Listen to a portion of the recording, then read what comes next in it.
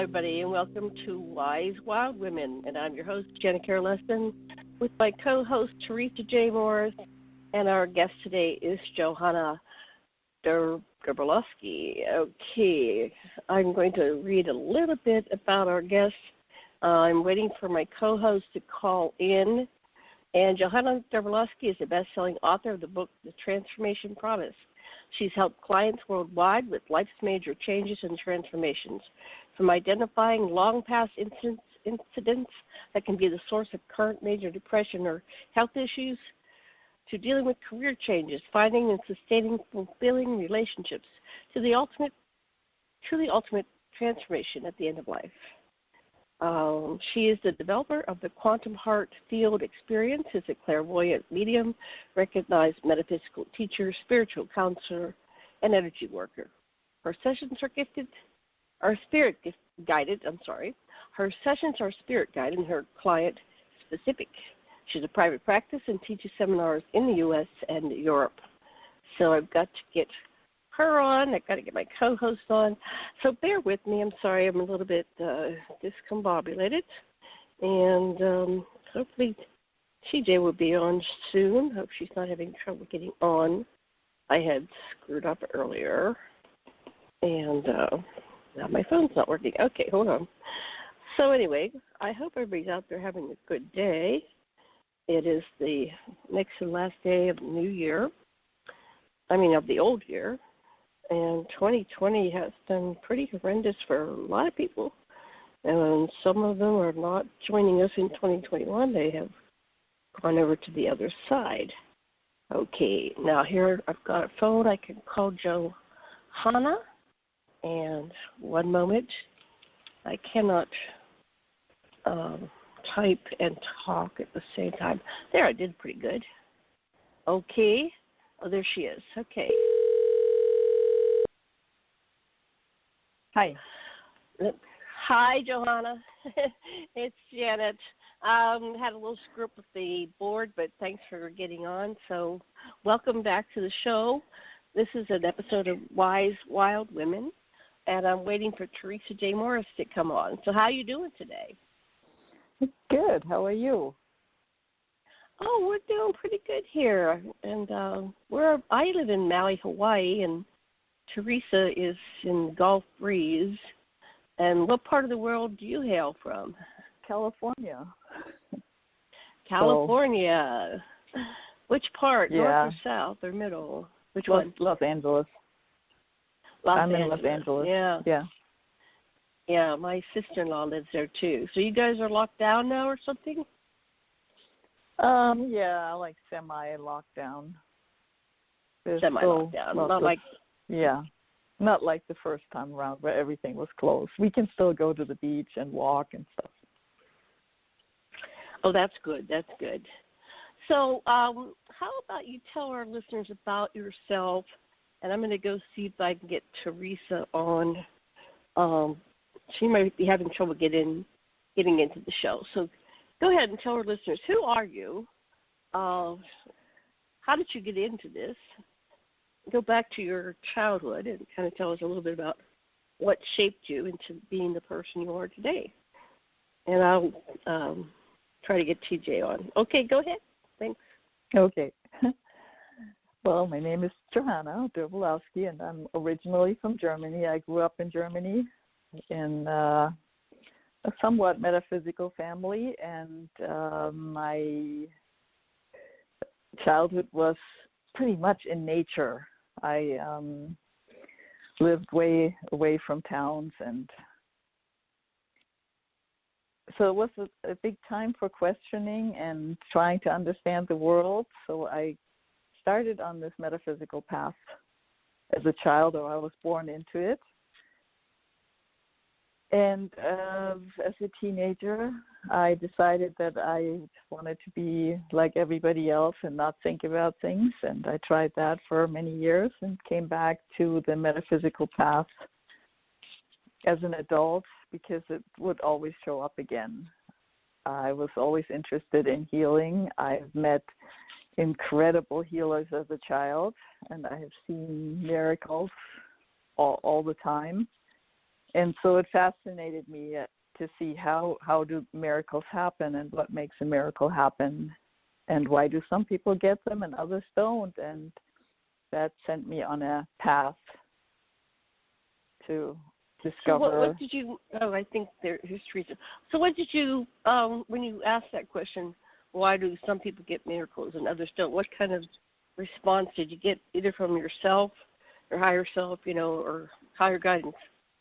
What happens if some people don't get their miracles and other people do? Well, I think everybody gets their miracle of what they need, first of all, and everybody has different needs and a different path. So we often want something, but that may not be the best thing for us or may not be what is supposed to happen to us to guide us to our ultimate home, back to our spirit. So I think it's things always like that happen. When they're in tune with what you. you're saying, it's for the highest good for the person. So if they didn't get what they're asking for, then that was not for their benefit. Right. And okay, it's just a drama here. It's really a good play or a good story that we live out. Mhm. And it needs its duality. It needs its up and down. And a lot of times when we encounter, rough patches in our life story, that brings us back to our spirit. So, if it's really hard, it brings us to our knees. And sometimes we need that. Yeah, life can be a humbling experience. I've been there, yes.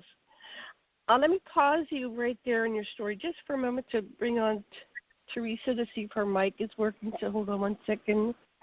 Teresa J. Morris, are you there? Yes, ma'am. Can you hear us? Yes, ma'am. Can you hear me?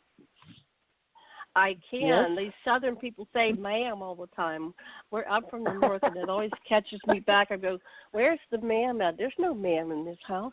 Who is she? Oh, me. She's calling us ma'ams. We don't do that in the north. I didn't know it was just a southern thing, but it's military as well. We have to say yes, ma'am, no, sir, yes, sir.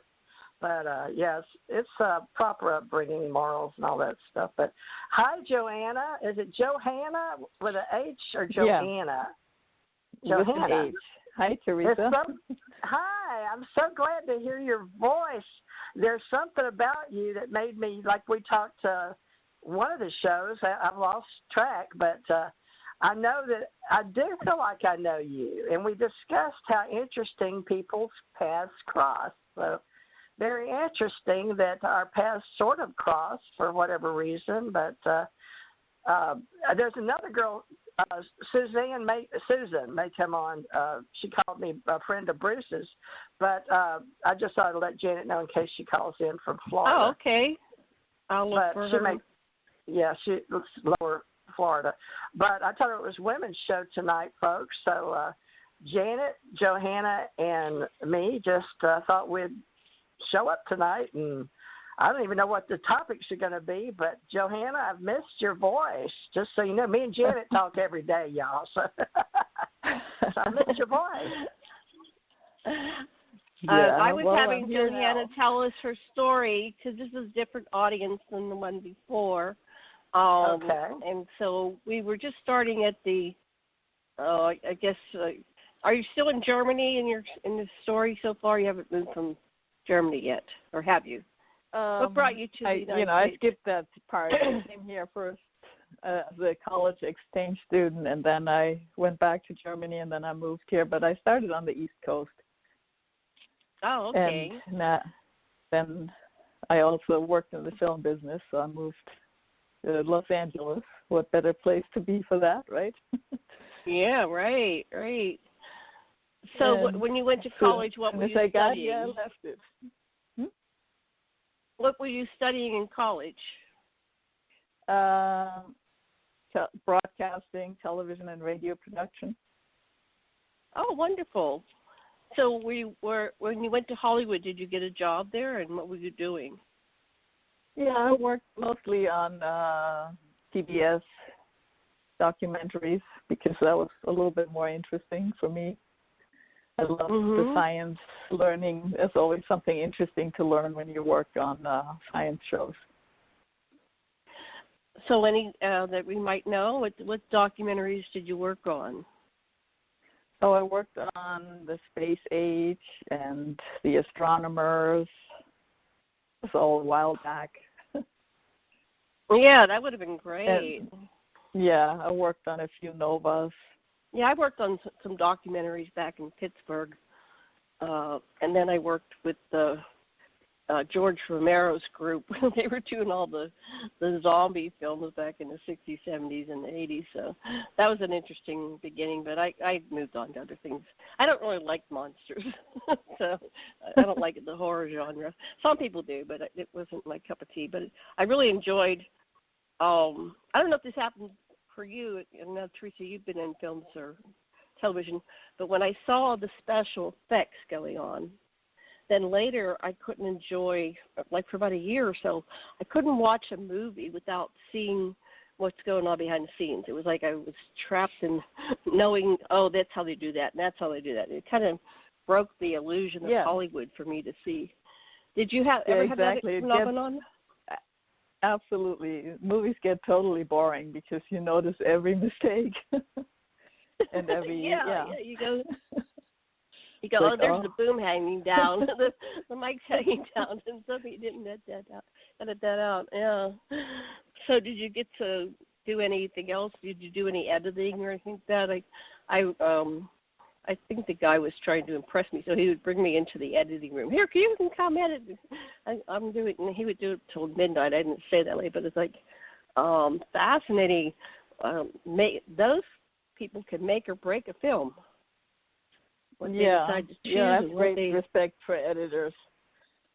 They saved my skin many times. Good. So what year I was were you on the camera end. You were in the camera end. Oh, good. Yeah. Yeah, I was a camera assistant. But then, I left because ultimately that was not the field I was supposed to be in. Mhm. So what happened next?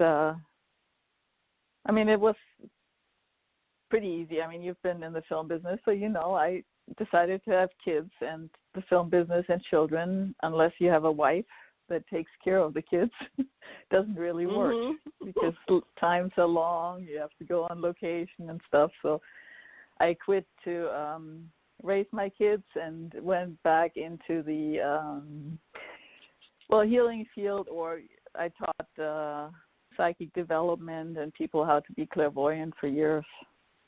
Intuition. When did you realize you were psychic? What happened that made you realize you were psychic? And how old were you? I don't know. I think it's always sort of been there, but I truly enjoyed the 60s when everybody was doing drugs and they were all seeing weird things and I could just blend in. Yeah.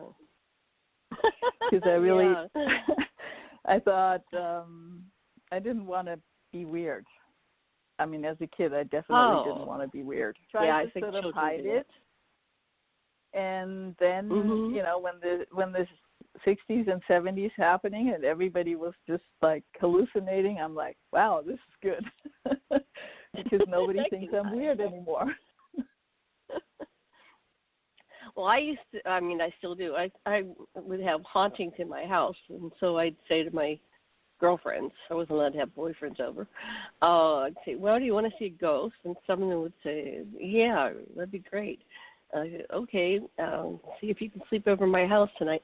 And a lot of them did. Not all of them, but a lot of them did. And one of my best friends, Patty, she said that she was able to have a conversation with the ghost, and she believed it was either my grandmother or my great-grandmother, because they both died in the house where I grew up in. So, and I didn't get to meet either of them, so I didn't really know what they were like. So I was fascinated. Oh, and then one time we were playing. We weren't quite teenagers yet, so we were playing with the idea of makeup and doing our hair and stuff like that. And I said, I'll be right back. I have to go to the bathroom. I came back in, And we had two of those pedestal lamps on. It was like a vanity, right, with the mirror, antique vanity with mirror and the little stool you sat on in the middle with you put your makeup and stuff and your perfumes. And then I came back up and one of the pedestal lamps was laying down, split in half, like somebody had sawed it right in the middle. And she's just sitting there with her mouth open. And so she witnessed something paranormal. I'm not sure what that was. I don't know what the entity wanted us to know. And then another one, we were getting out the Christmas decorations. So we're sitting on the floor, we spread out the lights, and we're trying to untangle them. And we heard, you can always hear when a ghost or somebody was walking down the hall, because it was an old house. It was from the 1840s, and it was built in the 1840s, and it creaked, you know. So we heard somebody creaking down the hall, and we turned around and looked, and there was nobody there, but the floors kept creaking, and then this ghost walked through me. I felt it, and walked through her. It was like, and then we both had the reaction, one after the other. It was like, and we just got up and ran outside. Yeah, so I don't like that feeling at all. No. So I used to be really terrified of hospitals because so what encounters have you had with ghosts? Did you have encounters with ghosts? No, not really that much, except for in hospitals. I mean, just seeing people in hospitals. Well, go ahead. Tell us one of your hospital stories. And then, TJ, if you have a ghost story, you're next. Okay. So what happened that was going on in the hospital that you saw a ghost? Well, I felt that, hospitals were really full of people. I mean, it felt like Grand Central Station at rush hour. Any hospital. And so I tried to avoid them because I don't really seek that communication. And I find that very unpleasant when people walk through you. It's so you've had that my happen. favorite experience. Yeah. You've had them walk through you. Yeah, it's really weird. What did it feel like to you when it happened to you? It's kind of like getting nauseous. Yeah. And I had chills. It wasn't just up my spine. It was like chills, all like it's like a cold breeze would go over your skin. This went right through the body. Like, oh my God! And then it went right to my girlfriend. Kind of worked she on did the same reaction. Mm-hmm. Go ahead. Yeah, I try not to have any ghost experiences if I can help it. So what do you mean by you're a clairvoyant medium? Excuse me, medium. I thought medium mean that you pull in. Well, and clairvoyant. Yeah, no, I don't like to do that. So I don't do that, and I don't channel beings through me anymore. I mean, I've tried that, but that's not. I don't like that. I don't want to share my body with anybody. So very particular about that. No, I like to look at the energies around something, or I see whatever comes up. So I'm like more looking at the energies and seeing what's happening, and where you see connections, of course, to other beings, if there are some. But to me, it's more important what's useful to the person right now. So if I have a client that comes, for a reading or something like that, if I tell them that their grandmother is there and loves them, it's not that useful unless they're ended on a really bad note, in which case that'll show up. So that's not really the kind of thing that I like to do, because I refer them to other people that I really love doing that. To me, it's more looking at what is actually really useful to them right now in their energy, and what can they do to change or clear it or add to it. So do you have to be with somebody physically, or can you do this on the internet? I only work over the phone. I only okay, work so over this the is a phone phone because, session. yeah, because if you, I mean, we're people and we're judgmental. Even if we try not to ever be judgmental, we are still judgmental. And so if you see, if somebody calls me up and they see me, and they immediately see me as a human being with limited capabilities. Mhm. Because that's what we do when we see a person. Okay, looks just like me. So already there is a lower level of what they will accept because of that initial judgment. And from my side too, I see that person and I immediately have also not just my clairvoyant eyes on them, but also my mind eyes that says like, oh, this person looks such and such, which is the natural thing that we do. So when you do work over the phone, you bypass that step of having to clear your mental judgments because they're not there. So you have to go with what comes through the spirit. So okay, that makes sense. It makes sense, yeah. So then when you're reading somebody through the phone, how does the information start coming to you? Is it, who starts? Do you start? Do they start? Do you ask them questions to get their voice, or how do you begin? Well, I usually start saying hello, like on a normal phone conversation. Right. But then after that, I ask them if they have any specific issues that they like to just put into the space. So if they have a specific question or something that they're working on, I allow that to be in that space. And then clear myself and whatever shows up. I tend to be more visual, so I see more pictures. Sometimes I hear things, but mostly things come to me in pictures. So how do you see pictures? Are you like flashing through the universe and through time and space and through the past? No, they just show up. They just show up. There's just a picture that'll show up. I connect with their spirit and I ask their spirit for the information that's useful to them right now. And whatever shows up, I go with. So you'll get pictures. My cat will come over and go, meh, and she'll show me a picture like, I want to go see, my husband. And I go, okay.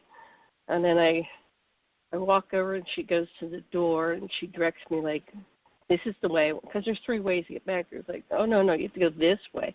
So it's like she sends pictures and I get them, right? So I never thought you could do that, but, an animal can send you pictures. And my 2 cats, they'll say if they want wet food or dry food or water, they'll send me pictures. I go, oh, okay. So, we've developed this. So I can imagine that's kind of what you get. You get pictures. And then once you get the pictures, what do you say? I mean, either that a lot of times those pictures mean absolutely nothing to me, so then I'll just describe them to the person. And I have to say a lot of times it means more to them than I could possibly figure out from that picture. Or if the picture means something to me and I can interpret it right away, I will tell them what my feeling is about that picture, what that says. But I do also think that the picture comes from them. So if I really don't understand the picture, of course I try to wipe that screen clear a few times, but sometimes it's very persistent and comes right back. Then I will and usually it's very surprising how meaningful it is to the client. That's fascinating. So you'll go through these pictures and then you get the story of, does that answer the questions most of the times that they pose or the issue? Yeah, it usually relates to the issue, and if I don't get anything, I'll tell them I don't get anything. and I, can't do it because obviously either I'm not the right person for them, or it's not the right time, or I'm also able to say, it's not like I have a client, I have to do this now. It's like if you go to the doctor and the doctor goes like, well, I can't help you today with that, I just don't know. So that happens too, of course. Well, that's good. I mean, when it's working, when it's not, yeah. How do you, let's see, it says that you identify long past incidents which can be the source of current major depression or health issues. How does that work? Well, then we go into the more healing work. So I coach people through doing healing works on themselves. And, well, when we're stuck, we're usually stuck because of something that happened at some point, this life, some other life. So you want to get to that to figure out what's blocking that. So if somebody has an issue, you can maybe see like, okay, so there's a wall, but then you go like, well, where did that wall come from? And right. you follow it back, or what needs to happen, or I will just pose the question, what has to happen for that wall to crumble?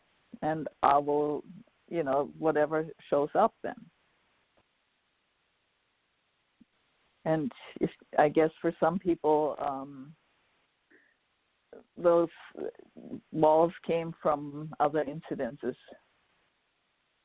We get, I think there's 3 major areas in life that people would ask about. Either it's health, or it's relationship, or it's finances. Those are like the 3 major issues of life.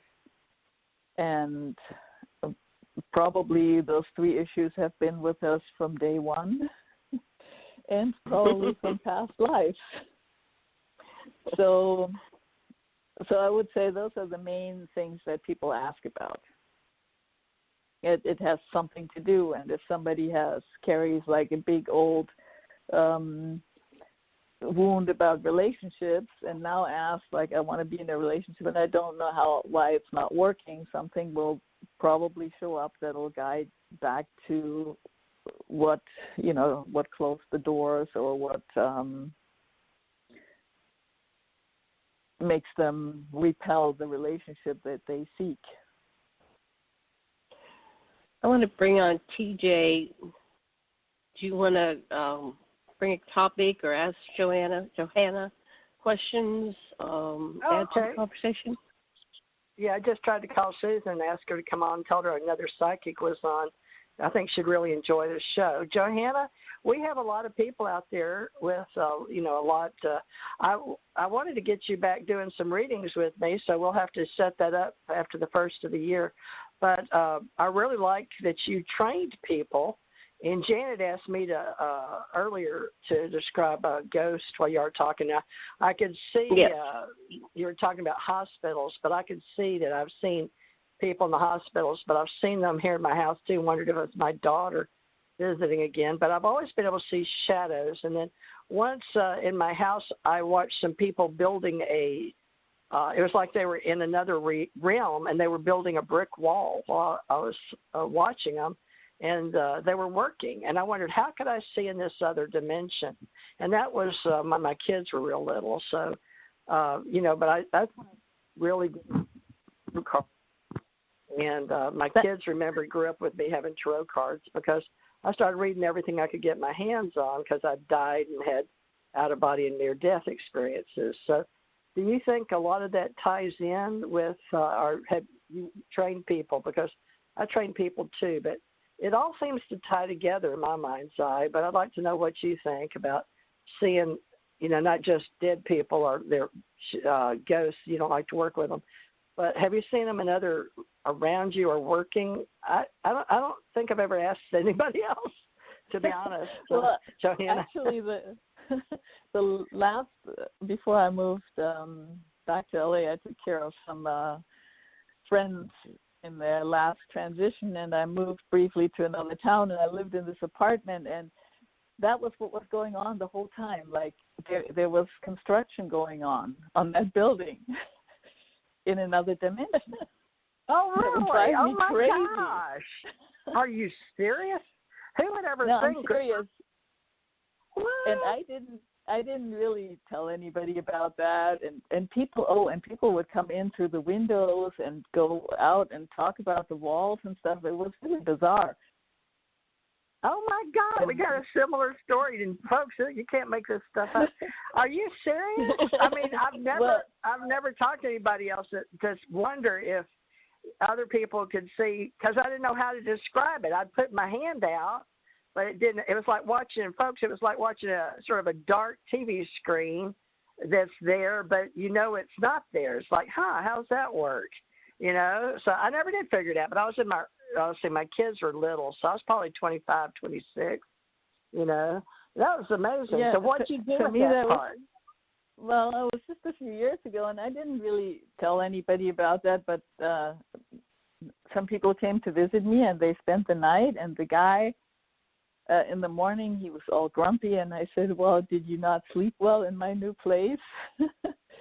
And he said, no, I was up all night. There was construction going on in this house all over the place. And oh, my gosh.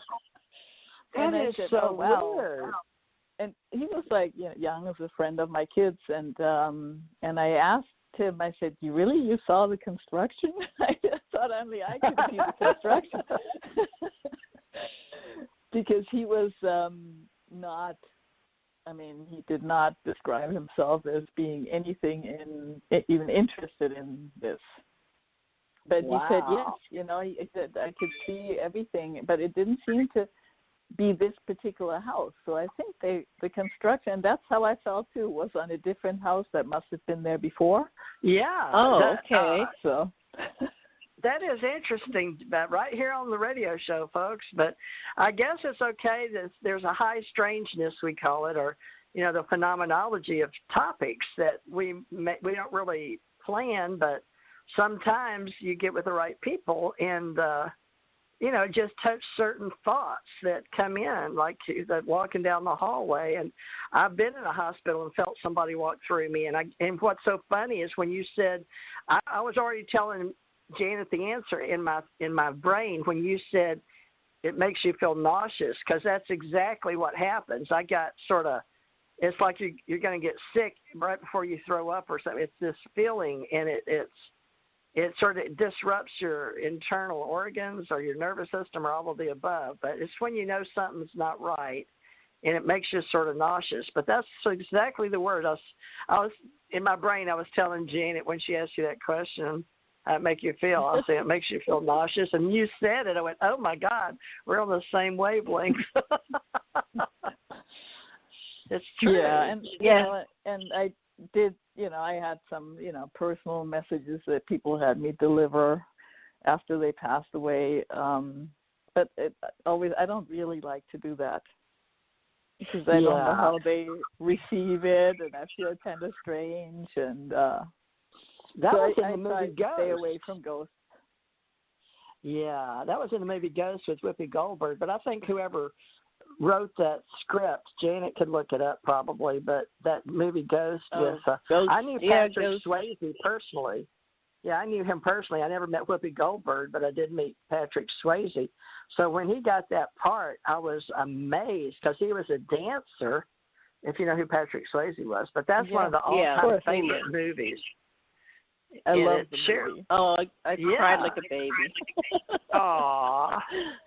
I really? used to references when I was teaching the clairvoyant. I said, you just got to see this movie to just sort of open yourself up to some possibilities.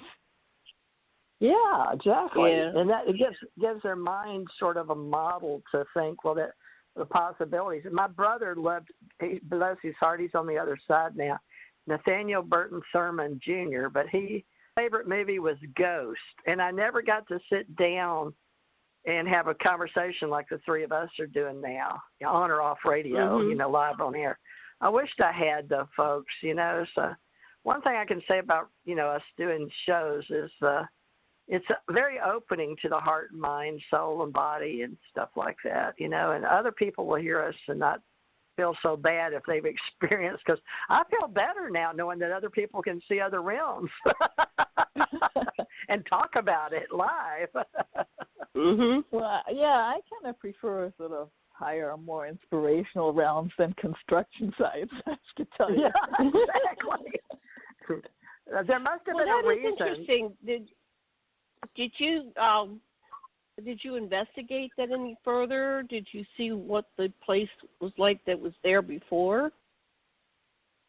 No, I just tried to establish some boundaries. Yeah. I just wanted my nights to sleep and be by myself and not lay in the middle of a construction site. So how did that happen? Did it work? Yeah. And so what do you do to establish boundaries? How do you do that? Well, if we're having bleed through from ghosts and other dimensions, how do you establish boundaries? Tell them that I'm off limits.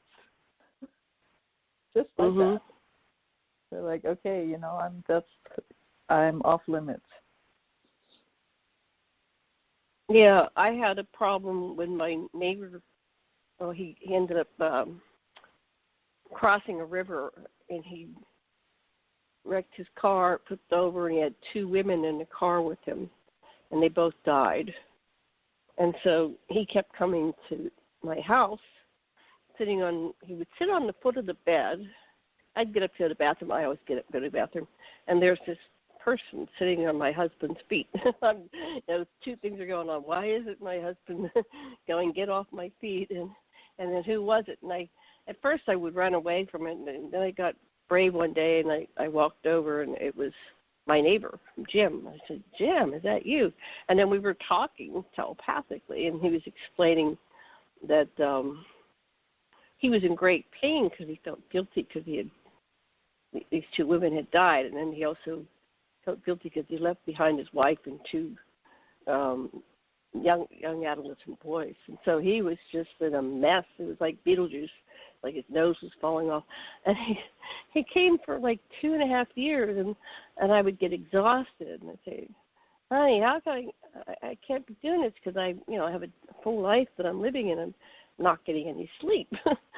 So he helped me set some boundaries, but occasionally he would still come. I wasn't able to 100%, set a boundary, but it was much.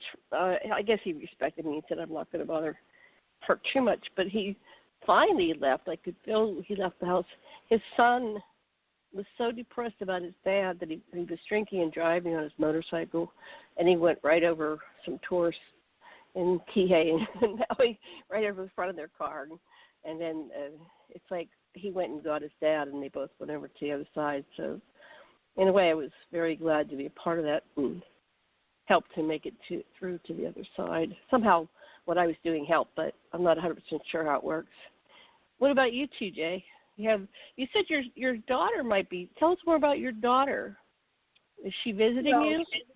She passed, but I don't know if it was a part of her lingering or there's 2 mental pictures when I looked out my door, because her room was right across from mine.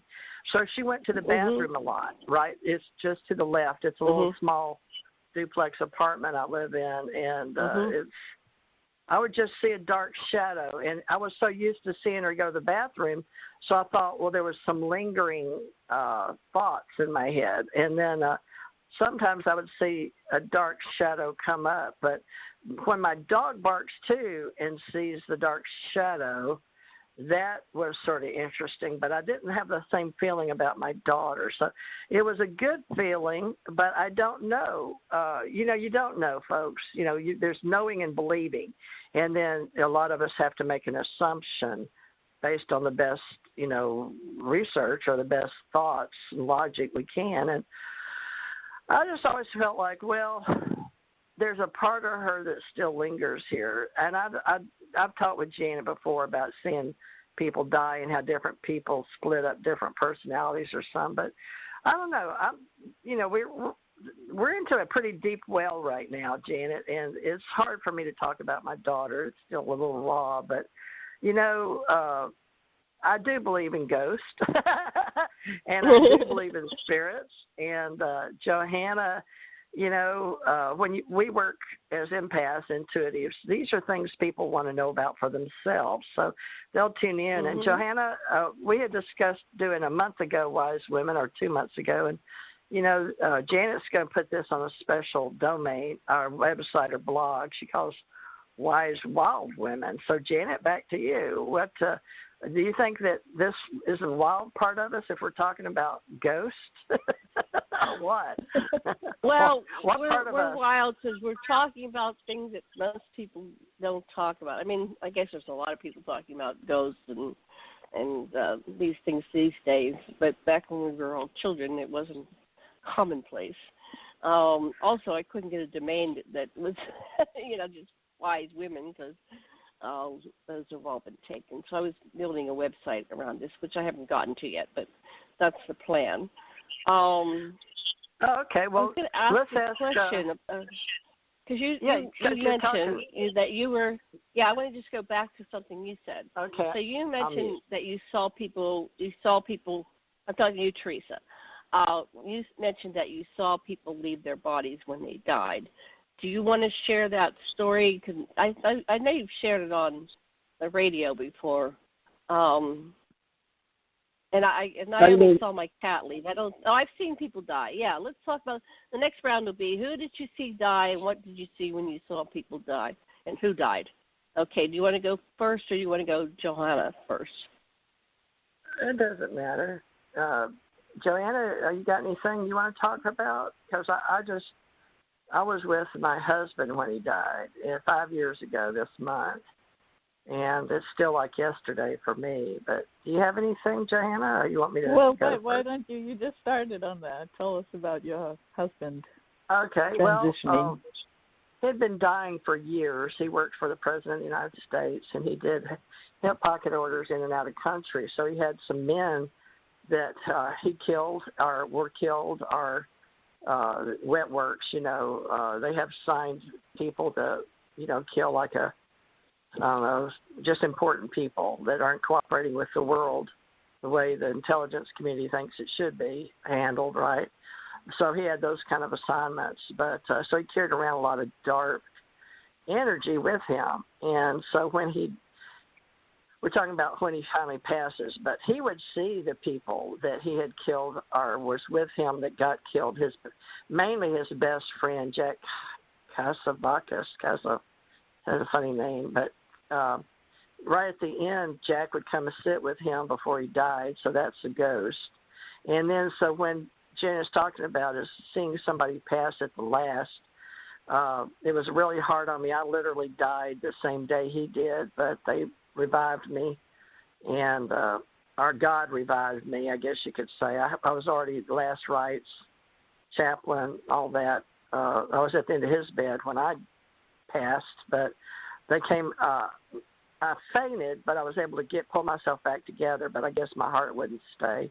So I was going to get him something to drink.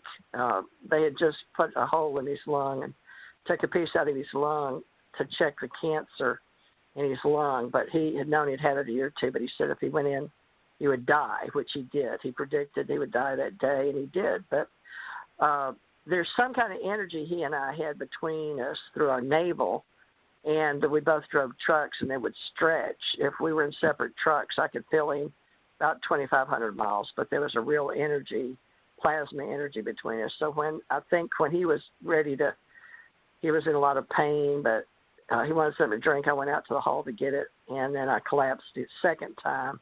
This time, because I was in a public hospital hallway, and in between the two hallways, it had a in between where you get coffee and drinks, and I just spraddled out, one leg bent behind me and one forward, and I guess the water, whatever I was getting for him, I forgot him soup or tea or something, coffee, I don't know, whatever he wanted at the time. That slipped my mind, but I remember one lady coming up, and I was dead, but I was sitting there and they couldn't revive me. I could still see.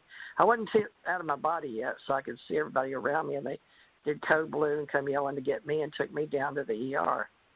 And anyway, I was laying there, some doctors, and they came in and called it and all that, and then they all left me, and then I came back, and then fortunately somebody, maybe the chaplain, came back.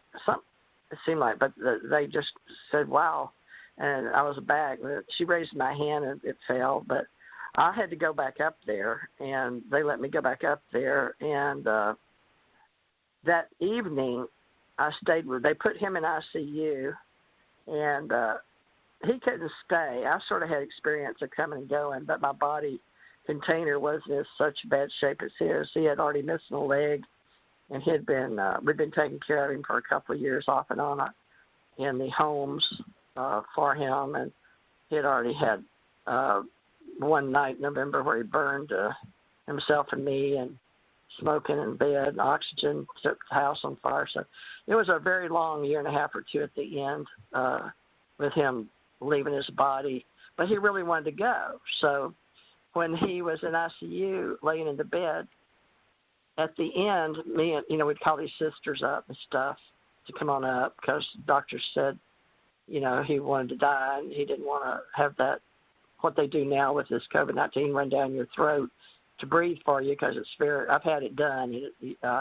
It's terrible. I don't recommend it to anybody, but that thing they breathe for you and down your throat. The respirator. Yeah, he didn't want that. The respirator. So, and he has DNR, right? Do not resuscitate. Yeah. Yeah, exactly. DNR. Wait, you're still dead. How did you get alive again? Wait, you kind of. I'm stuck back where you were dead. So. Well, they left. How did you get back alive? They left me in the ER. I talked to God. I don't know who puts you back in your body, but they didn't ever take me out.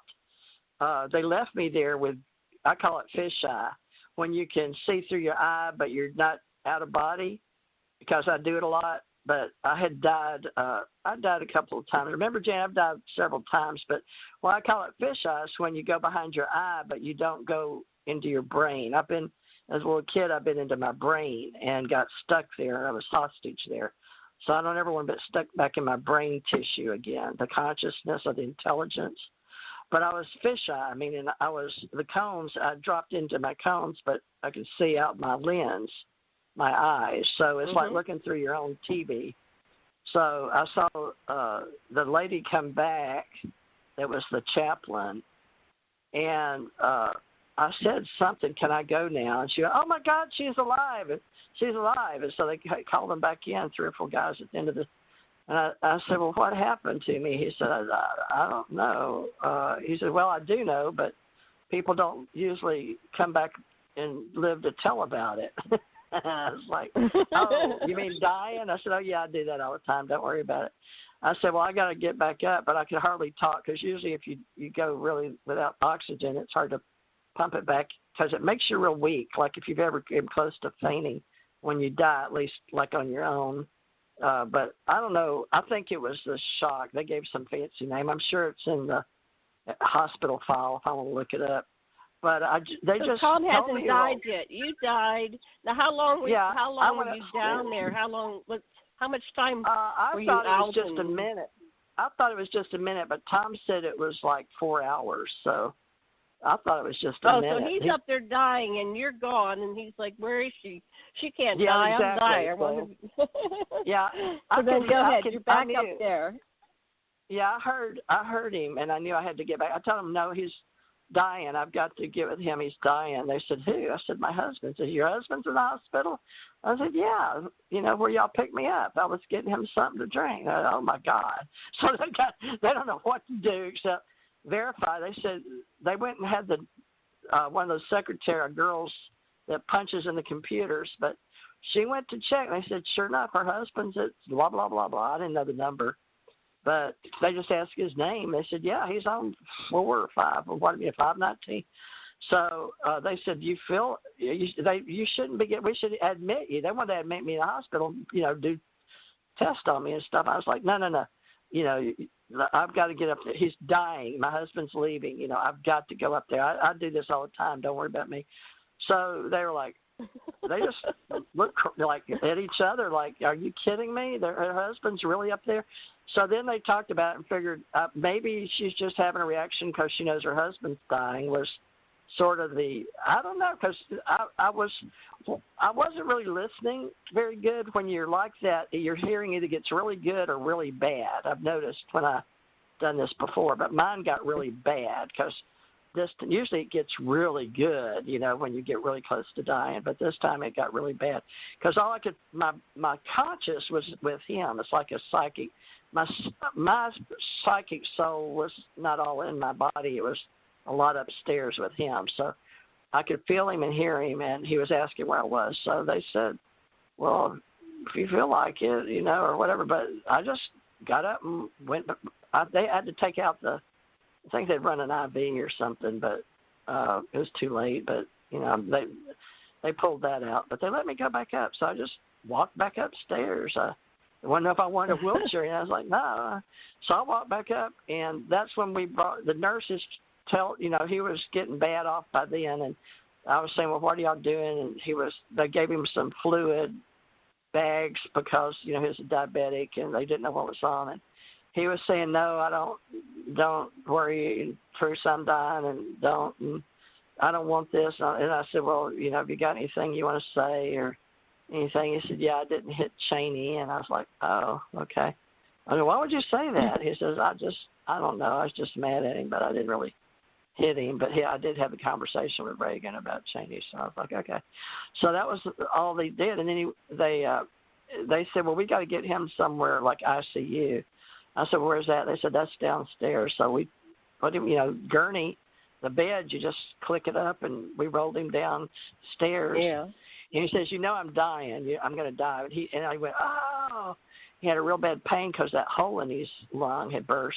We didn't know what was wrong with him, and they wouldn't. I said, can't you give him anything? The lady in ICU didn't have any orders or nothing.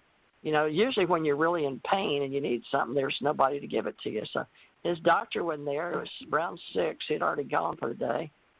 But somehow I went outside. He's dying, and they're not giving him any pain meds. So it's like tough.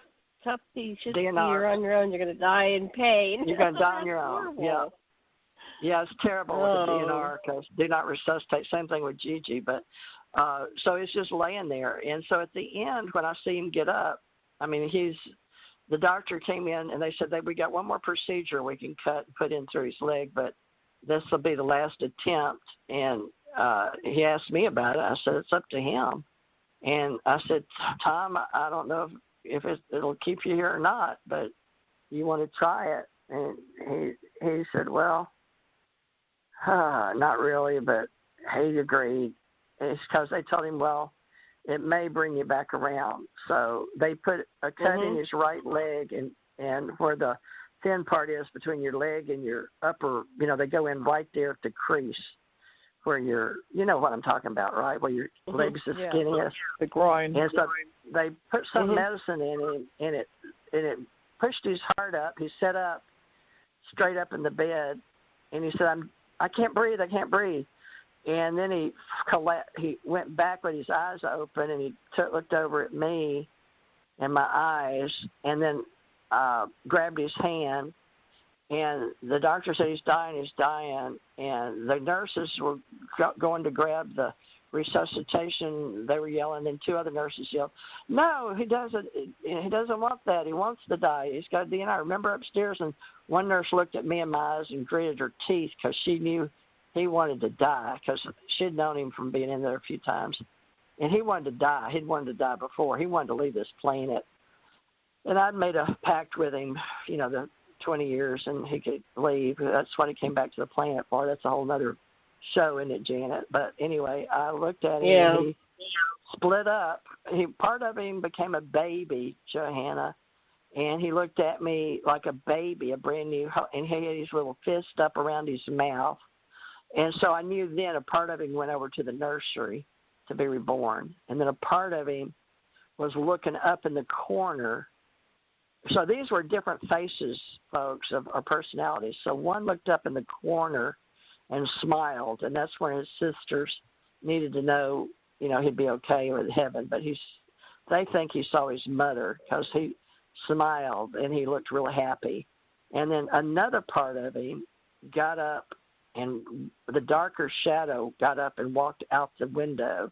Part of him, and his sister was standing over there at one time, but she wasn't there now. But he walked right where she had been standing, which I thought, damn, was that Faye? And I looked again. I was like, no, Faye's not standing there, because she'd run out because he was dying and ran everybody out. So I went, well, who was that? So it was him. Janet Richard Knight's calling right now. No, I'm on the phone. Anyway, and so let's see, that's three. So one was looking up, which we know a lot of people can see. If you see somebody die, they look up at the corner and they smile. And then some people have said they wondered if they were reborn and go to babies. And I saw him turn to a baby, so I believe part of him was reborn. Then a part of him walked out the window, the shadow part. Then there's two other parts left. One was his higher self, and I think goes straight up like a white ghost. I don't know what you call that. And the other part was his ET self, and his little body at the very end sort of shrunk. You know how the life force, the water, goes out, and he looked like a little tiny gray being, with the eyes sort of sunk in and dark, and the little skull, and he had his hair shaved off. So he looked like a little gray human, which we had talked about, that the ones we saw were just humans. They look like little thin Japanese or people from, you see over in Hitler's time, all those people in those places where they were starving to death. Yeah. So that's sort of the five faces of Tom, but it could be anybody, right? But let me ask you one question about the baby part. So you got the impression he went to the nursery and was born. Did you ever look up who was born that day? I wanted to so bad that night. I wanted to so bad. And so part of me, being a curious investigator, humanoid person, really wanted to go. But see, it was already late. It was by this time it was 11, 12 at night, and the nursery was closed. I even asked about it. They said, oh, no, the nursery's closed because they pull the curtains and stuff, But, I did. I mentioned it to one of the nurses. I swear, you think he could have been reborn? They said, it's possible. But I said, can I go with it? And they said, well, it's closed, honey, because my husband just died, But I did. I really did invest. In my mind, I thought, I can't leave him right now, but I had to clean him up. I had to wash. Well, I didn't have to, but they asked me, or they allowed me to. And they told, when they came to pick him up, they told whoever, his sisters and stuff, oh, no, she's already. I stayed with him another 2.5 hours talking to him, and cleaning him up, wiping him down and getting him ready for burial and all that. So, and then they came and got him and stuck him in a freezer for a week, and then they buried him on December 7th. So he died on December 2nd. They buried his body on December 7th. Yeah, and the year before that, Johanna, I'll never forget this. I still have nightmares about it. And I have a YouTube I play. He asked me not to play it. It made him sad. It was music. And it was about Let the Sea King Die. And it was December 7th on D-Day. And he was sitting in his wheelchair at the table in the kitchen. It was dark. And I was in my bedroom in the back, and the bathroom was across. But I looked at him, and he's so sad. So I said, honey, what are you thinking about? You look so sad. He just wouldn't say nothing. I said, is there anything I can do? And just shook his head no. His head was bent. That was a year before we buried him. But every December 7th, he'd get really, really sad. I think he knew he was going to die. Well, that's when we buried him. That's also Pearl Harbor Day. Pearl Harbor Day. I think he had past lives in Pearl Harbor, but he didn't believe in all that stuff like I do or talk about with you ladies. He wasn't, he could read people. He was a good psychic, and he used playing cards, but he could do it, and he knew he could do it, and he was real good at it because he was, had a lot of experience reading people. But he didn't do it like, say, he was a psychic. Well, let's take that question back to Johanna. Johanna, let's hear your story. Do you have any stories to convey to us? Well, I've been with one person when they actually left their body, and so it was a little bit of going back and forth. I mean, I thought she was done for a while because she'd stop breathing and then start again and then stop and then start again. But, this being the first person I was actually with.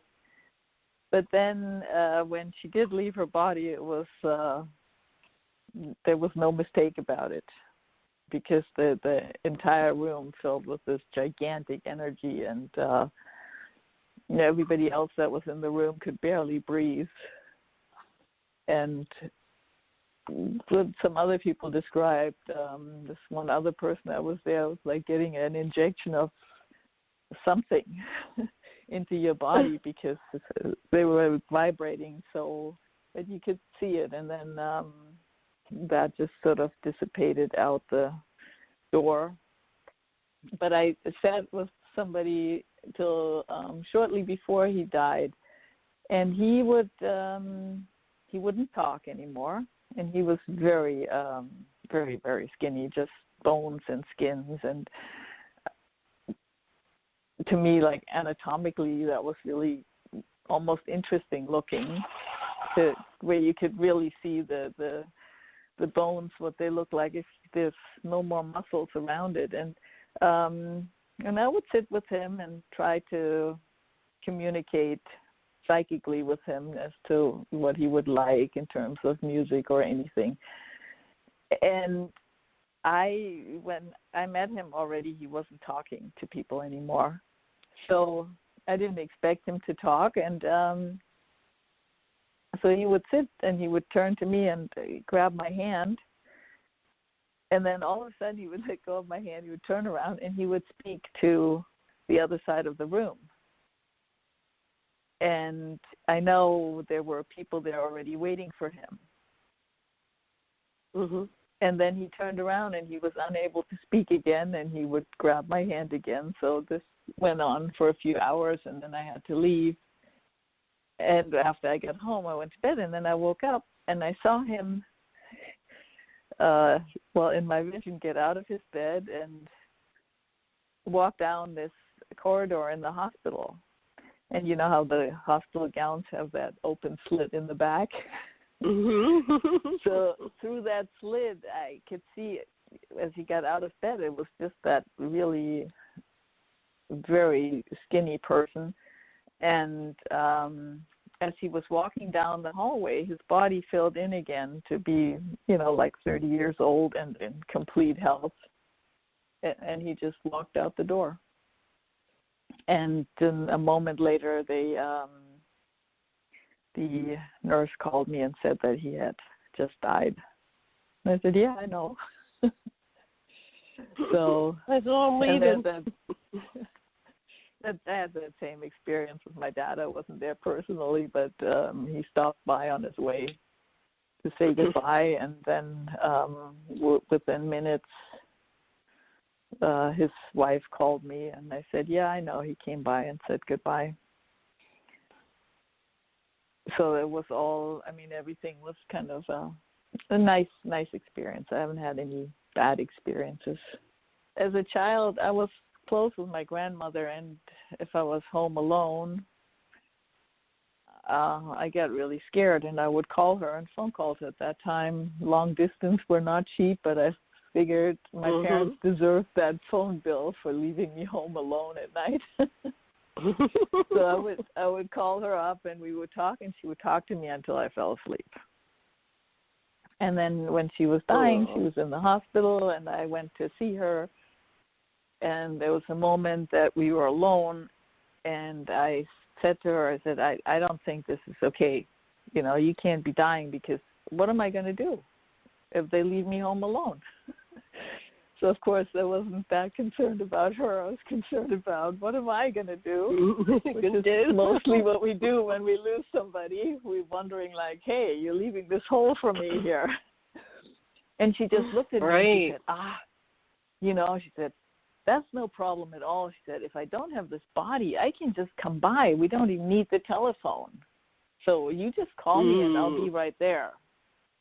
And she died a few hours later. And it took a while, like 6 months or so, and there was the situation again where I was home alone and I was scared. And I sat, on my bed and I said, you promised. You promised to be here. Because I'm here now and I'm scared. And immediately felt like I was in this warm cloud and I wasn't afraid anymore. And I just fell asleep, like, immediately. So I carried that with me, that I knew, there was no real separation. And the way she described it was that it was going to be so much easier to be comforted than anything if you don't have the body to drag. Yeah. Can I add to that? Sure. Janet? Because yeah, I feel like it goes. I feel like it goes with what Johanna said. My grandma died. I was in the Navy, and I loved her so much.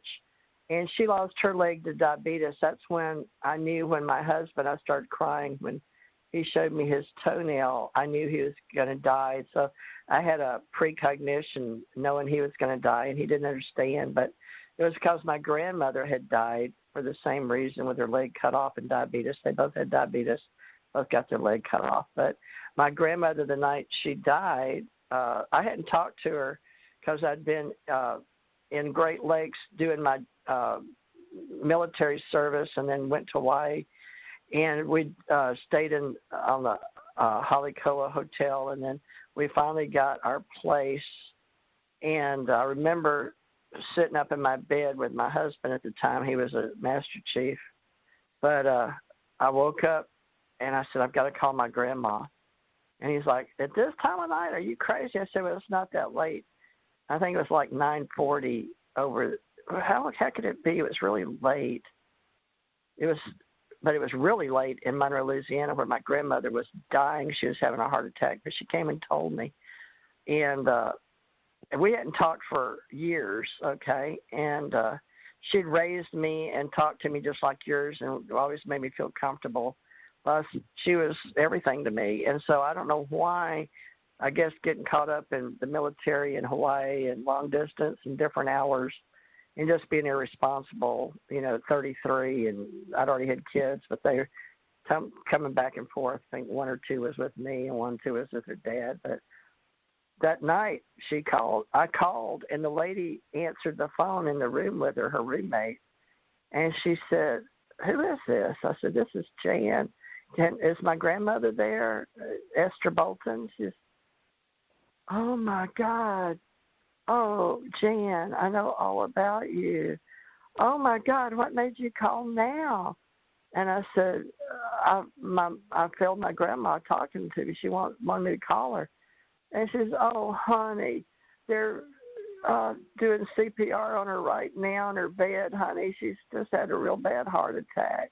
You can't talk to her right now, honey. And I was like, but why? And she talked to me a few minutes, and my grandma was gone. So I was talking to her roommate when my grandmother died, and I felt so bad because I hadn't got to say bye. But my grandma came to visit me, so to tell me in Hawaii that she was leaving the earth, So, but I knew that she'd always be with me, too, because she was able to contact me. Like you said, no telephone. So that's the grandma no telephone connection, Johanna, that people need to know about, So they're still here somewhere. Janet, you got a grandma telephone story? Well, my cousin-in-law, she was married to my cousin. I just loved her. Her name is Rosemary, and she died of cancer. My sister calls and says, Rosemary just died of cancer. So I went in and was talking through the bathroom door, and I said, Rosemary just died. And I have a cowbell, and it never rings. And the cowbell rings. And then I said, Rosemary, if that's you, do that again. So we had this dialogue, me, Rosemary, and the cowbell. And then I said, well, thank you for letting me know. Have a pleasant journey. And it didn't ring again. It never rings. I only throw in a hurricane. It's like one that really takes a lot of wind to move. So my mother came to my brother and turned the lights off and on, and he was walking down, and the lights went off and on. He goes, "Oh, Mom just died." And my sister came back to the room. She'd just gone down to the parking lot. She was going to go get some food, and they called her on her cell phone and said, "Come back, she's gone." And so she still had her mouth open. So a lot of people, when they die, they leave through their mouths. So they go, and they take off. So as soon as she got to the doorway, she looked across the room, and there's my mother with her mouth open. And she hears my mom go, "Louise," right in her ear. Her name's Louise. So I was sad. I go, "Oh, Mom came to Bill and came to Louise, and I haven't seen Mom." And my husband said, "Oh, they stick around for 3 days. It's not time yet. She's still around here." So on the third day, I'm in Hawaii, right, Maui, and my family house is in Pennsylvania. So she comes and gets me, and we zoom across to the house that I grew up in. My sister had closed it because it's an 1840s farmhouse, two-story farmhouse, and it's pretty drafty. So when they were, sick and dying, she got an apartment that she could keep warmer. So we're going through the house, and the house was haunted. I mean, when I was a child, they were just everywhere. They were moving furniture up in the attic and turning the lights on and off and standing at my bed and knocking on the door. And my whole life was just haunted with, it's like, "Oh, please, enough." So she said, and there was a stairwell that was locked, and a lot of the ghosts would go in the stairwell, and she would tell me, "You're not allowed to open that stairwell." She was terrified of. She knew what was in there, right? And she just said, "Don't you open it." So she said, "Feel it. Look, they're gone." I go, "Yeah, the house is empty. What did you do?" She says, "Somehow I was holding them here. Now that I'm gone, they went too." So they all went over on the other side. She was the catalyst holding them. And so and then she said, "Well, you can't stay here long because, you're still living." And I just wanted to show you. So she grabbed me by the arm, and we hurried down the stairs, and I think went faster than I could walk because it was my spirit form, and down the hallway. And she said, "You have to go home." And she pushes me out the front door, and I go, shoot, all the way back to Maui, and I pop up in my bed, and I go, "Oh, wow." And I said, tell my husband, "Mom just came and got me, put me on a tour." So then the next, let's say, that was in Christmas of 99. So in 2000, I was on a tour, so we worked in New York. And then on the way to or from, I forget which one, I said I went to meet my family and see the house I grew up in. So when we walked in the door, my husband goes, "Wow, there's no entities here." He's very psychic too. So I took him back to the kitchen where the stairwell was, where all the entities were. Now the entire time when I was a child, nobody could open the stairwell. And every time, once in a while, you would walk by, and there's a skeleton key sticking out. But my mother had yelled at me so much about, "Don't touch it." I never dared to do it. And I had a psychic come one day, big, tall guy, like 6'5", and I didn't tell him anything about the house, but he made a beeline for the stairwell. He goes, "There's something in there." So that was the day Princess Diana died in 97, right? So he tried to open the door. And he said, "Nope, there's somebody on the other side. You could see a crack. It looked like you could open." He said, "No, there's somebody on the other side. They're holding it in. And there's nothing I can do." So then when I came back in 2000, and my sister wasn't living in the house. She just kept it, and it was closed up.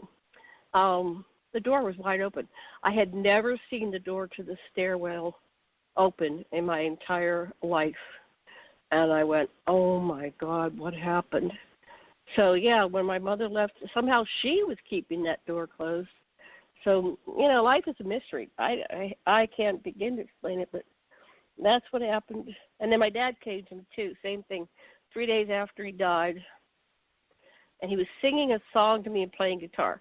So I was a little teenage hippie, and I always sang and played guitar. and he never sang or played any instruments, but he made this wonderful song that said, "I'm on my way, I'm on my way." It was something like that, and he was like, "Whoa, Dad!" And so I was glad I got to see them, but I haven't seen them. They don't come to visit. That's why I wondered if Tom came, because you were really close with Tom. If he's come to see you since then. Anyway, somebody else talk. Take the talking stick.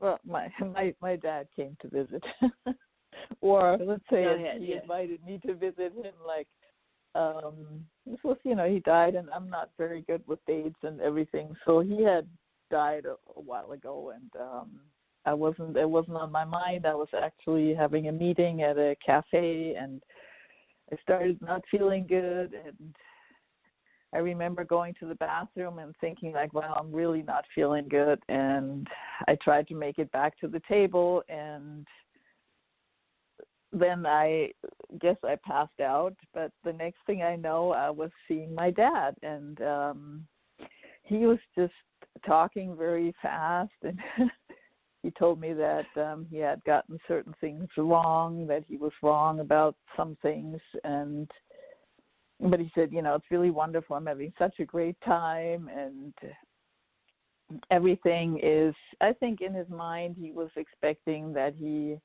had to, suffer somewhat in hell for whatever his life was like.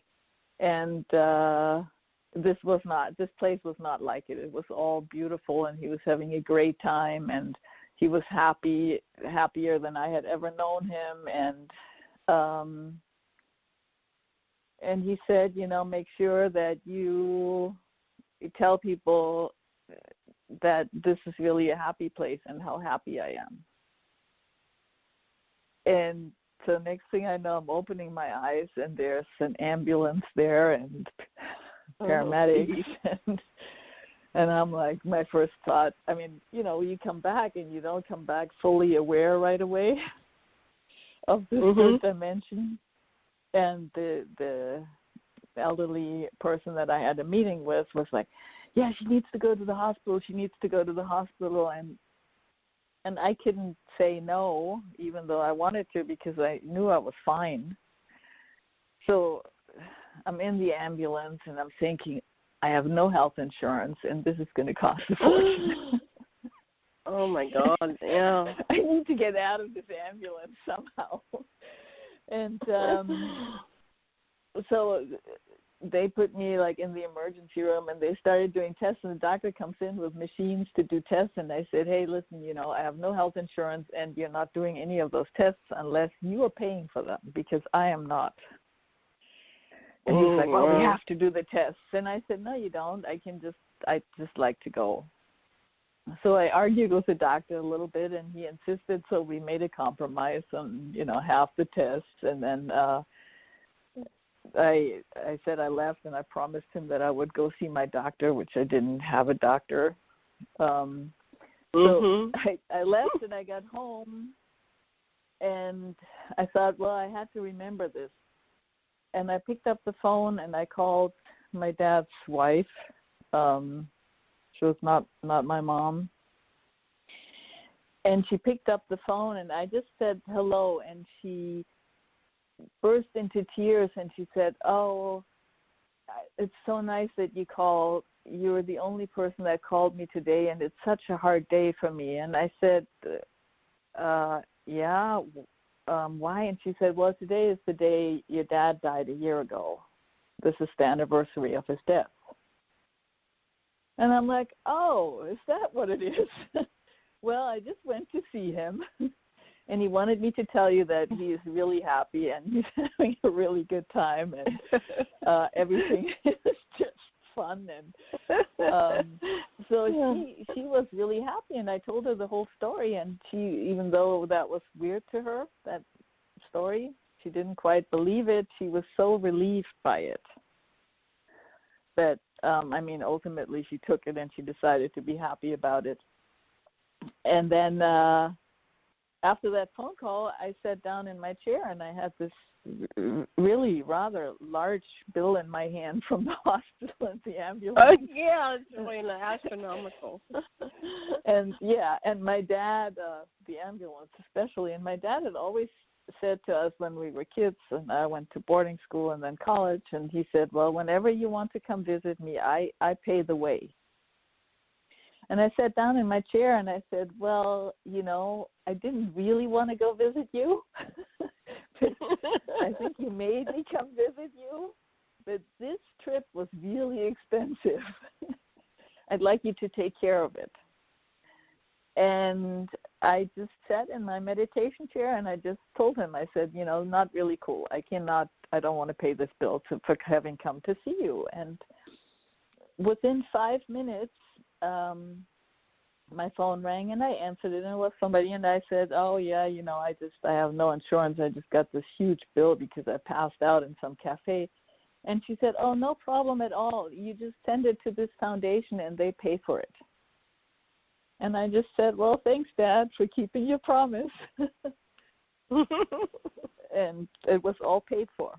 I didn't have to pay anything. So that was wow. My 1 year later visit of to my dad. But I told him, I said I appreciate. You.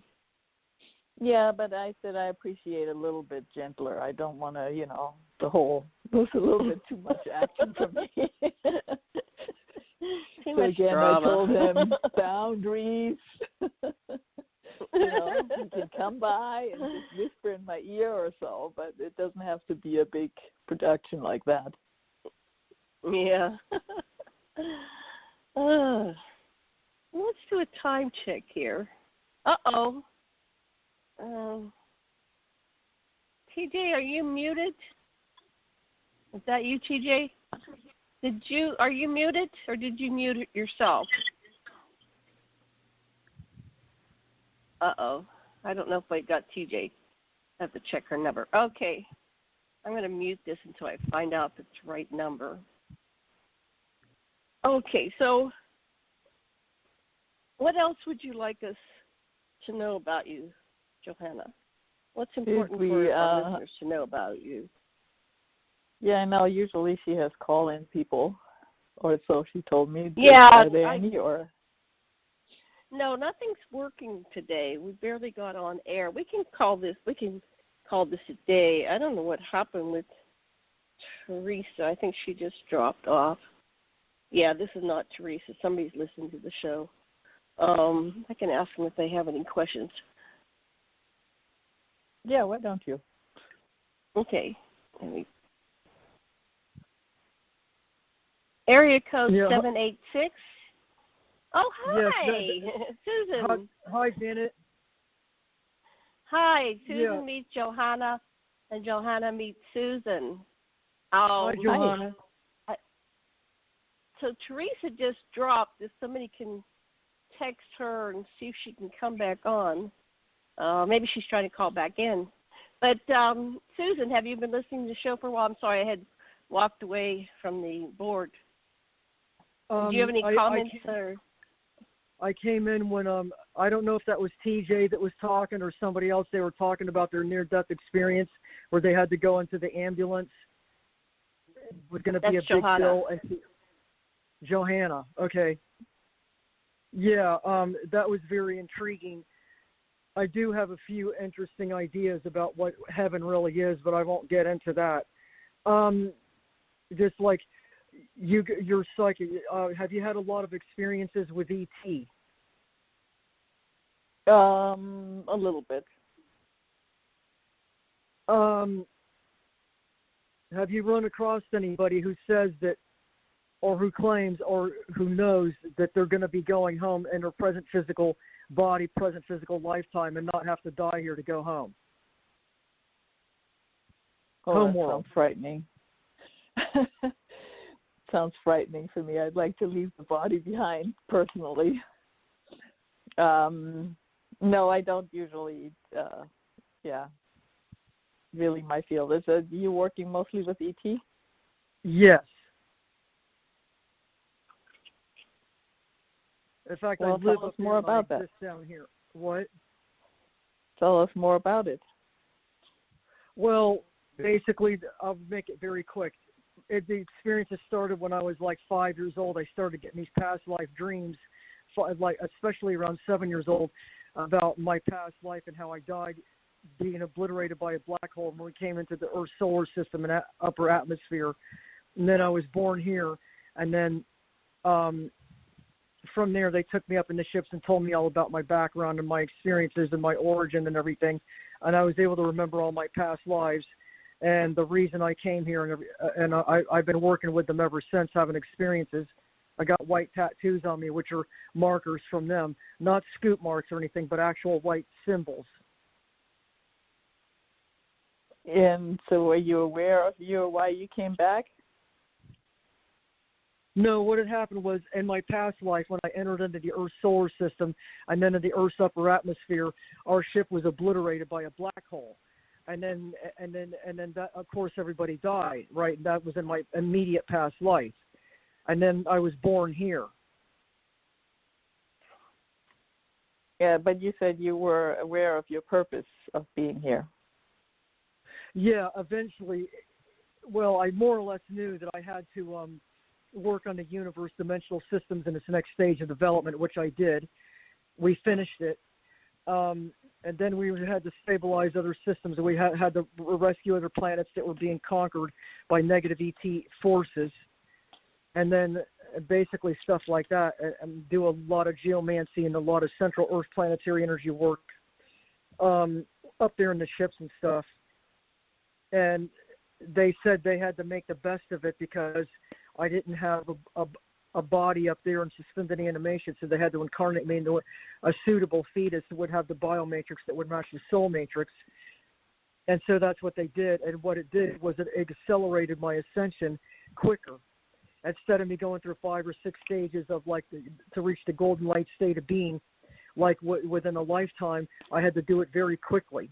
Within like my first few years of life, which is like teens and early 20s. And then after that, in my 30s and 40s, I did a lot of scout missions, always remembering them as a form of a dream. I guess most experiencers do, where I awoke a lot of people to their true identity and reconnected them to their star families. And then, as a result, this New Age and Ascension movement and disclosures is a result of those people that are awake and working with their own kind. Mostly ET human hybrids and ET human incarnates. Anyway, star seeds. Anyways, then we also did a lot of reconnaissance in like Area 51 and stuff. It's very detailed. That's basically my story. I guess some people said I'm psychic. I don't know if I really am or not, but I try to use logic and reasoning, and I'm usually able to figure out something. And I usually end up being right. And everybody will argue with me, and I'll end up being right. And I go, haha, I told you so. I was, as far as my professional background down here, I have a degree in physics, a degree in electronics, a degree in mechanical maintenance, certification in OSHA and HAZWOPER, and I have a DOE Core Level 1 certification. I worked in the nuclear industry from 1981 to 2008, and I went to the internship for FP&L from 2009 to 2011.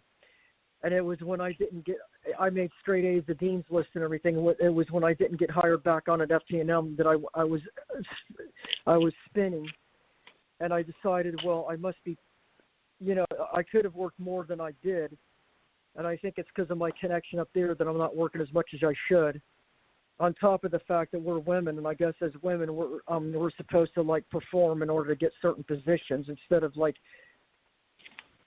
the positions being based on our credibility and our merit and our accomplishments. It's based on something else, which is pretty pathetic, even to this day. I guess the basic question, if I was going to have a psychic question, would be, is there any others on this planet from my people on the planet's surface? Will I ever meet them? And when am I going home? Am I going home, which I think I'm going home in my present physical form.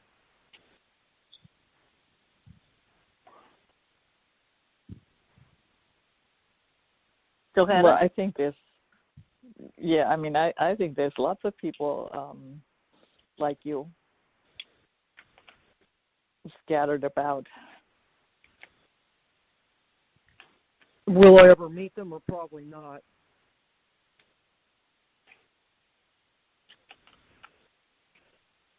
Well, when you worked on, what did you say, in 81 on the nuclear project, where was that? From 1989 to 2011. Oh, where was that? What state? I started off at the home nuclear plant here in Florida for 3 years. Yeah, 3 years and 3 months, and then there was a company-wide layoff. And then I worked at the Savannah River site for 9 months in the Savannah, on the Savannah River there, and Aiken, South Carolina. And then I worked from there. When I came back here in '94, I started going on the road as a nuclear contractor. Hi. Okay. Teresa, you want to check over for a couple minutes? I'll be right back. You take the helm. Okay, yeah, I'll sure. be back in a few. Thank you. Thanks. All right. Hi, Suzanne and Johanna. Johanna, she's a very high level.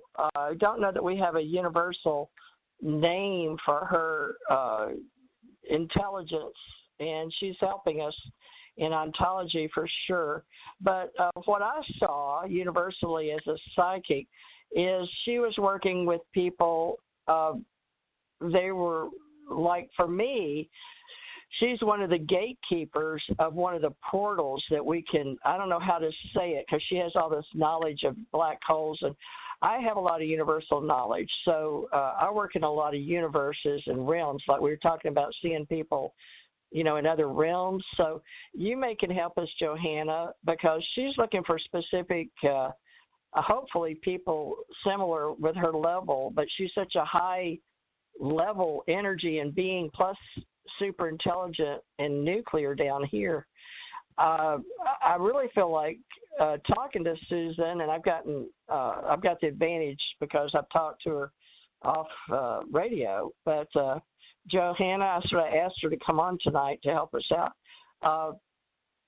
I see her she's working with some people that were on the other side of the sun in this reality. So Johanna, you and I haven't really had a chance to talk about my higher level, but I work in universal levels like she does. But in the Milky Way galaxy, I had seen her as one of the protectors of what we call, it used to be, well, they called portals. But, this would jump from ghost stories to realms to, I don't know, Johanna, this is hard. This may be I don't know, you know what I'm saying? Susanna's really high level intelligence with a lot of knowledge of the universes and the brains and then the galaxies, and she works with a lot of people that talk different levels. Johanna, do you have any way to do that type of psychic work yourself, Johanna? Well, what I see about when you said about meeting somebody, I see you work mostly in the South of the United States. Yeah, that I live area, and I see that that's where I live. the circle for you to be is actually along the Canadian border, and I have no idea why I see that as a flip side to it. But that's the first thing that I saw when you asked about connection with other people here. Well, to be specific, I come from our Factanum universe, and I can tell you exactly how I figured that out. I was actually told that by my elders from the Factanum universe, because I have a symbol on a part of my body, okay, on an extremity of my body. I have a symbol. And for a long time, I never knew what that symbol meant, and I got it back in '82. When I was in Tully Trucks in New York, September 12th, 1982, I remember it exactly. And I remember the scene and everything. There was a lot of UFO activity up there at that time. And the symbol, I didn't know what it meant, but it was a very clear symbol. It's a small letter F laying on its side. Well, and with the square underneath it, with a hook on the square. Okay, well, anyway, I never knew what that meant. Well, back in 2015, I had a dream or a scene where the elders from Refactanum Refactanum universe were on a colony ship, and it was just outside of the Aldebaran star system in Taurus, and they specifically told me, they said, come here a minute, and there are 3 elders, and they're like 6.5 to 7 foot tall, but they're not the tall whites, and they're not the tall grays either. And they specifically told me the symbol on your ankle means you're from Refactanum Refactanum universe. That's where you're from. That's your home universe, and that you're here to do dimensional work or something, which you've done. And they said, we'll tell you more about what the other symbols mean, but right now there's a lot of chaos and confusion right now, so we'll meet you a later time. Well, they left. And the reason was because I was playing with these 4 foot tall dimensional, they're like Kremlingians or something like that. And they do a lot of dimensional work, and I do dimensional hide and seek and tag, and I play dimensional games with them. It's a form of recreation that we do. And I don't know, for some reason they're very close to me, and they really enjoy my company. And I'm supposed to be one of the head leaders up there in the several councils. But just because we're really high up there doesn't mean we isolate ourselves from the common population. We interact with them. We're very proactive in our missions and wars and stuff. We don't isolate ourselves in a cubicle like the Washington, D.C. We're very proactive in every project that we do, energetically wise, supplying force and everything else, meaning energy force to enhance the other fleets and stuff. But anyway, later on, I was told what that symbol means. And then I looked up a spiritual group. There was like 4 spiritual signs on the spiritual website on YouTube, and I picked that symbol, and it means warrior.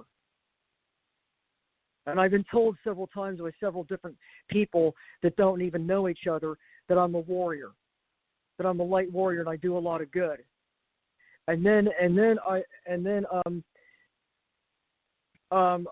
I think I'm the only one here for. Anyway, we came from Refactanum Refactanum universe through the fast track system, and it empties out to what they call the Orion Stargate system, which is it opens up behind Orion's belt, and it feeds off into like Taurus and Cassiopeia. I know my astronomy. Yeah. I used to study the constellations. That's how I can name it. And the other part of the portal opens up in Bootes, which is where that void is. And also Hercules and Lyra and especially Cygnus, which Alpha Draconis portal is. I was told it was there by a person named Deborah Hellman. So anyway, we work all these dimensional systems. We set up fast track systems. We change navigational routes. And I fly any kind of ship that there is up there. Our name in our language is called Svari, S-V-A-R-E, or S-V-A-R-I, Svari. And it means navigator and loose terms in English. But it means it's the ability to fly any different type of ship, because it's not really flight like you have it down here. It's like energy projection and harmonic resonance and a hyper-coupling and everything like that. But it's hard to explain it. You change from a physical to energy and back into physical again using Sullivan wave mechanics, light harmonic resonances, and hyper and projection or harmonic resonance projection. This is all. I had to use particle physics terminology to describe what we're doing. Well, anyway, I'm aware of some of those things. And I don't use them in the same context that particle physicists use either. My understanding of black holes and. Oh, I'm sorry, Susanna. Go ahead. That was a delay. Go ahead. Yeah. I'm back. Do you need me? Teresa, do you need me? I'm back. Yeah, if you don't mind. I was just wanting to ask Susanna and Johanna a question because they're in a high level. Well, Susanna's, her highest level, or one of her high levels. But Johanna said she was familiar. So I was going to ask Johanna because I would really like Janet, our help with this weekly show, getting to talk in 2021, this higher level that a lot of people don't understand. Susanna is very good at articulating some of the stuff I know, but not all of it. and plus she studied the constellations. Well, Johanna, were you going to tell Susanna? I thought I heard you say you were familiar with some parts of that. So this would be a really good time for us to talk about, all the councils, because we don't all know each other. We're just meeting on the planet. Janet's met a few men, but we haven't really met too many women.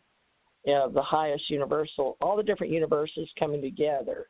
Johanna and I work at 7 universal levels, and I've started trying to talk to Suzanne on at least a couple of them. And Janet's talked to me on at least on a couple of universal levels. But Johanna, could you tell us what you said you were familiar with, so we can see if it resonates with Suzanne? No, but I have dabbled in that, not to the level of Suzanne. I've, read and studied some of those things, but it's not really. It did not. That is not my path. And but I do understand it, and I do know it exists, and I understand what you're saying. Is what I was saying. Wow. But good for you. That's what Suzanne needs. She needs somebody that at least can understand some of it, because I try, and Janet tries, and Janet and I get an argument, but we're trying to understand. But, it's like a drop in the ocean. Each one of us is a drop, a little drop, and we're trying to, figure out how to talk to each other. So the thing that I was Johanna. saying, because obviously she's looking for people like her, Susanna. Am I getting that right? Yeah, somebody I'm that looking you can for relate to? People that claim that are from Cygnus and remember their past lives in Cygnus, or Taurus and what is now the Crab Nebula that used to be called Budokan before it went supernova. Yeah, I think the person that I would recommend for you to get in contact with is Lisa Renee. Do you know her? No. She has a website, Energetic Synthesis. But she does a lot of kind of work that you do, and I think, looking for people that are more like-minded, that might be a really good person for you to get in touch with. Lisa Renee. I've heard that name. That resonates with me. Lisa Renee. I'll look it up. Okay, thank you, Jan. The website is Energetic Synthesis. Energetic Synthesis, okay. I've heard of that because somebody else was helping me at one time with ontology. Go ahead, I'll mute. And also, Susan, when you guys were talking, I got a vision that when you start speaking at conferences, and you will be speaking, that people are going to come up and they'll tell you about their connections too. And that's where you're going to meet your tribe. So what do I know? But I saw a clear vision of you speaking and people coming up and going, oh, same with me. Because yours is not one of the common planets or species that people mention. So, but, the theory is that lots of ambassadors and warriors and things are coming to the Earth because we're going through this high transformational process, like the ascension process, and we need a lot of help. As you can see right now, we've got lots of disease and wars and rumors of wars and craziness going on here. So a lot of species are sending their ambassadors here to oversee the project and report back. But just because nobody's, reported on your part of the galaxy, first of all, I haven't covered everything, so maybe I missed it. But secondly, you could be the first from there, but you might find another one. They might have sent more. You made a request for backup, so to speak, so maybe they sent them. But if you keep putting it out there energetically, and then you move actively in that direction by doing things, I think you'll eventually pull them in. Okay, who wants the talking stick? What happens if for some reason I decide not to do any more public anything? Am I still going to meet them, or is this the risk I have to take in order to be able to connect and meet them? Well, you could meet them at the grocery store for all I know. I mean, I'm not in control of your destiny, what your intentions are. But and I get what I think she means. She wants to be able to help see it in her mind's eye, like psychics do. Suzanne, do you get your own visions when you are searching, or what are you? Maybe we should discuss that with you. Is everybody has psychic abilities, and yours is not only taking everything you know, but you're doing your best to incorporate it here on the planet. And engineers and people that need you to interpret what they don't know are the people that we need to somehow connect you with. And maybe that Lisa Renee, and you're definitely an energy worker, but you can put the humanoid engineering nuclear terms to what they're doing in space. I did that. I took Introduction to Engineering. I took electronics engineering technology, or electronics for short, at the college, and they got an AS degree in it with a 2.65 GPA. I took electronics at Robert Morgan, and I had a 4.5 GPA. I had a general 2.5 because all those liberal arts courses dragged down my grade point average. I had like a 2.5 in physics. They wouldn't give me the physics degree with the title physics on it. They were every step of the way. Not only did I have to earn it, I had to fight for it. Average people, they can go to school, get their degree, go through the plan program, step by step, and they're guaranteed. Usually, they land a job or anything right at the end of when their graduation. Me, not only did I have to go to school and earn it, I also had to fight for it and file lawsuits and everything when I was denied employment. It's just rough. I worked for a government agency, and again, they deliberately fired me because I was on the blacklist because of my connection up there. You know how the deep state is. And I was labeled and blocked, and I filed, and I was treated. It was another government agency, so I couldn't get a job there anymore. And that took over to doing the background checks for the nuclear industry, and I got barred out of my other profession, which I loved very much, because it's dealing with energy.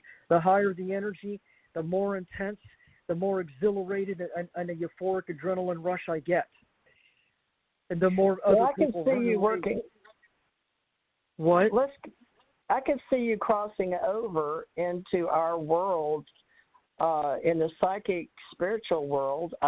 We're recreating it. So maybe you're supposed to be one of the creators. You know how you held the grid, and then you know a lot of things that we're doing psychically. Are you following Elon Musk, that he believes that we're possibly in it's like a video game? Oh, I don't know if you're well, that track. Yeah, so that's where that stupid cornball theory came from. Yeah, well, that explains it. Maybe creation is, creation is a game. No matter what solar system or galaxy we come from, I mean, we're still in creation. So I personally like to get out of the creation part.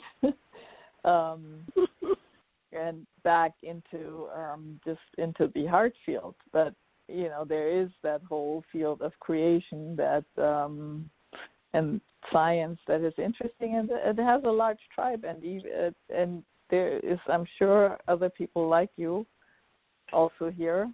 I'm sure of that, and I'm sure that you can find them too. But that's just a choice to make to hold the grids. But that's really not where I want to be or I'm going direction. But there are plenty of people, and I know a lot of people that work in that field.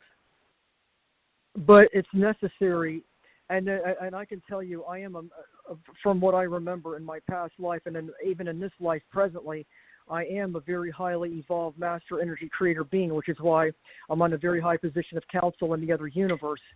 I'm not trying to brag. I'm not trying to be conceited or nothing. This is what I was told. This is what I was shown. Yeah, no. I mean, I believe you, and I think that's, perfect for you to do that. I know, and I'm glad there are people doing that kind of work, but I know that's not my kind of work. The point is, I can tell you firsthand from my experiences and the work I do up there, the universe, creation, and all of that is not a video game. It's not a holographic universe. It's not a recreation in our mind. It's not some damn video game or nothing. You take all that BS and throw it out the window because there's no such thing. I know firsthand what we work with. I know the devices that we use. I know the different energy field patterns that we use. I know the different wave and silicon wave and harmonic configurations that we use on our coupled spherical devices and everything. I know the different solar systems we create and everything. I know about dynamic equilibrium and balancing and everything. And it is not any holographic projection or holographic universe, and it is not a video game or the Matrix or anything like that. It's very real.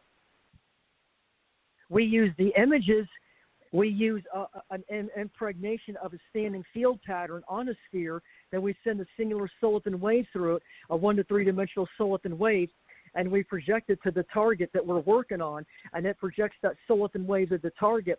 And when it expands, the differences between the silicon wave field, which is usually a spherical field or an oblong field, and the system that is injected into, that difference is called a phase correction, and it corrects the other field within that system that we're working on, and everything stabilizes, and then we lock it in.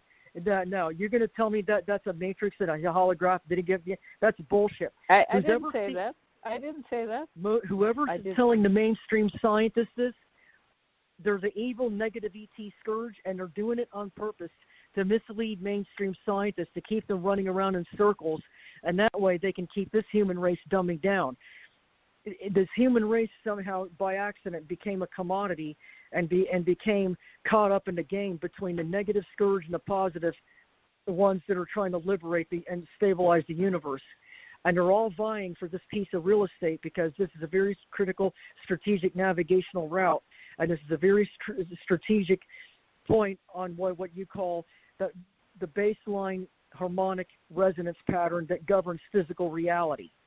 And anybody who controls the earth controls the universe. And you can bet that the negative ET scourge that came over from the other universe that was collapsed, they're vying for this, because if they can control the Orion Stargate system, they've got it. And then everybody is at their mercy, and we might as well kiss our butts goodbye. No, but I mean, I know what you're saying, and I am not contradicting it at all. I'm just saying that is not my field. Yeah, I think I'm actually aware of what you're saying, and I'm aware of what you're saying, and also aware of the scientific aspects behind it. I know where the Orion gates are, but that's just not my field. That's all I'm saying. Well, I had to use scientific terms to describe what I'm doing. When I was younger and I went through all of this, I was going through my awakening process. There wasn't any support groups or talk groups or anything, and even if there was, it wouldn't do me any good. Yeah, so I had to figure all of this out on my own. Yeah, that's why I think you really like Lisa Renee. I think that's a really good person for you, and I you have a lot in common. Yeah, I think Suzanne. I'm trying to find her, and we're running out of time, so we need to wrap this up. All right. Well, Janet, I could not find Lisa Renee's contact information, but I did find her website, so I'm looking for that. But go ahead. Oh, okay. Well, you can go on. Well, this would Yeah, be good, yes. Johanna, if we can do this again. But what it is with our wise wild women and wise quantum women, because Susanna we don't have a title for her yet, folks, but we'll try to find one. But she's so, with you here, Suzanne, I wanted you to meet Johanna, so I really appreciate you coming on the show at my request. And Janet said, no, she didn't mind, so this is good because we're just getting this going, folks, for 2021. But I think what Janet's sort of doing here is helping me put together a team of different psychic abilities, or women at least with an open mind, that can figure out who we're supposed to connect with out there. And Johanna, I'm sure, like you had a name, I could even come up with a name for Susanna. So I really appreciate that, and you being open from the heart, because Suzanne, Johanna teaches transformation from the heart, medical, or she worked in television and she worked with CBS and did some shows, Discovery type shows. You might not have heard that because you weren't on the show earlier, but she's not only a psychic, but she has done a lot of communications. And for the record, folks, believe it or not, in space, universally, my job is communications, not warfare, although my husband was a warrior. So I can sort of get what Susanna's talking about, because he had that same warrior voice and feeling for the human race. Running out of time. All right, well, let's do this again, and you can invite us back maybe sometime if you'd like. Sure, certainly. Yes, okay. Final word, Johanna, since you're our special guest today. How can people reach you? What's your website? My website is quantumheartfield.com, and that's the best way to reach me. It has all contact information on there. So it's quantum as in quantum physics, heart as the organ in your chest, and field as in baseball field. So quantumheartfield.com. Excellent. Excellent. Thank you for coming on today. Thank you for putting up with this crazy people. Yes, we really enjoyed hanging out with New you. Year to everybody. Yeah, this Year. is the final show of the year for Wise Wild Women, and we'll see you again in 2021.